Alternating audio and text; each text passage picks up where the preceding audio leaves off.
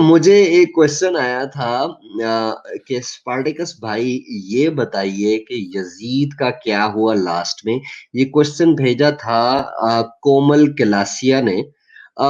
मेरे ख्याल में कोमल का जो क्वेश्चंस पूछना चाह रही थी उनका ये पॉइंट था शायद कि करबला के बाद क्या हुआ। थोड़ा सा बता देता हूँ। यजीद खलीफा बना था मुआविया की डेथ के बाद 680 में। लेकिन मुआविया जो था, मुआविया ने कोई अपने मरने से 4 साल पहले ही यजीद को खिलाफत के लिए नॉमिनेट कर दिया था। यजीद की खिलाफत संभालने के कुछ ही महीने बाद ये हो रही है करबला की लड़ाई। 680 में ही हुई थी, शायद अगस्त 680 में हुई थी। हुसैन का सर जो है वो काट के यजीद को भिजवा दिया गया था, और हुसैन के जो बाकी साथी थे उनकी जो डेड बॉडीज थी वो लोग उनको डिकैपिटेट करके वहीं पर छोड़ गए थे।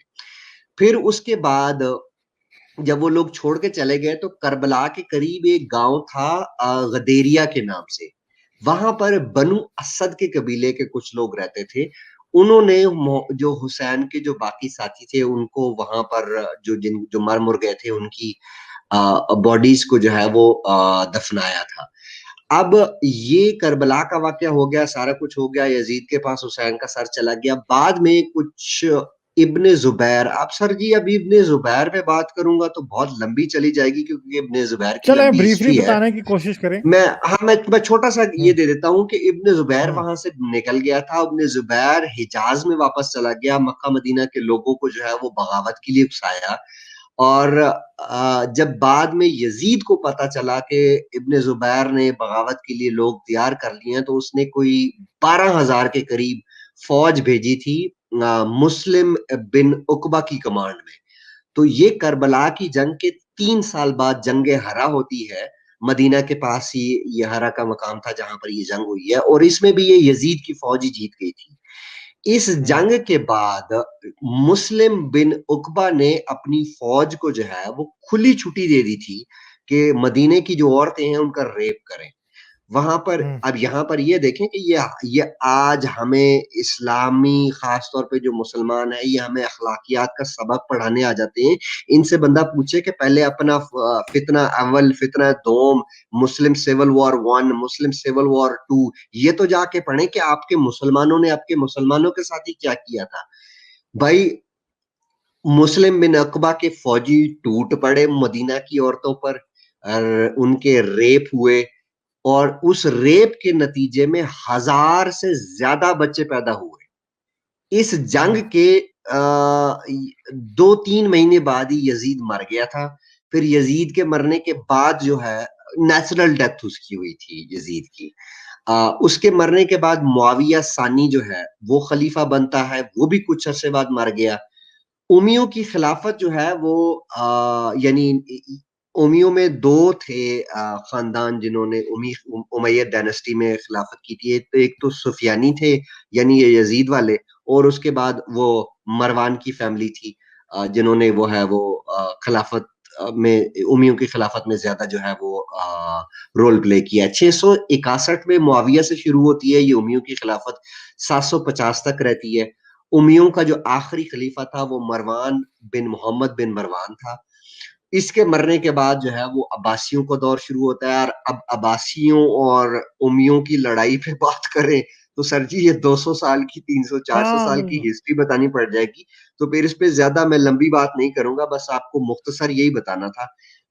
आपने पूछा, क्वेश्चन ये था क्योंकि ये क्वेश्चन थोड़ा स्पेसिफिक था कि पोस्ट करबला क्या सिचुएशन हुई थी। तो हम्म। पोस्ट करबला मैंने आपको बता दिया है कि ये सारी सिचुएशन हुई थी।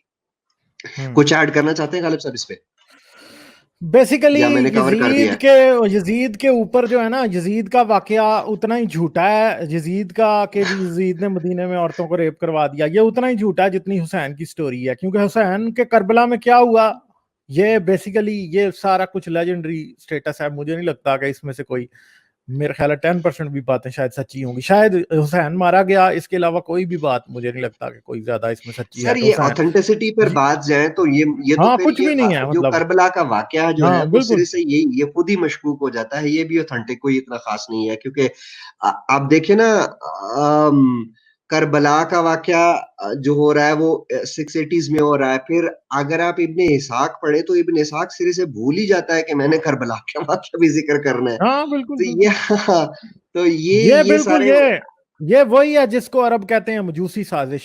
ईरानियों ने ये शामिल किया हुआ है बहुत कुछ इसके अंदर। और हाँ, फिर ये हदीसों के ऊपर भी ये कहते हैं मजूसी साजिश। मगर ये सारा कुछ इस बारे में कुछ कहना कि यजीद वाकई कैसा था। यजीद का बहुत छोटा सा टाइम था। फिर इनकी अपनी रवायतों में यह भी मिल जाता है कि जब यजीद के पास हुसैन का सर लेके जाया गया तो वो खुद ही रो पड़ा। ये खुद भी इनकी सर अपनी में रवायतों में खाक कुछ ऐसा डाल भी दी मिल थी, ये जाता है। हाँ बहुत सारी बातें बहुत सी मैंने ऐसी ज्यादा बातें हैं। तो भाई हाँ, फिर ये कैसे हो सकती हैं बातें आपकी खुद ही इतनी कंट्राडक्टरी हैं। तो कोई कुछ कहना नहीं। वैसे जो वर्जन अभी स्पार्टकस ने बताया वो इस्लामी वर्जन है।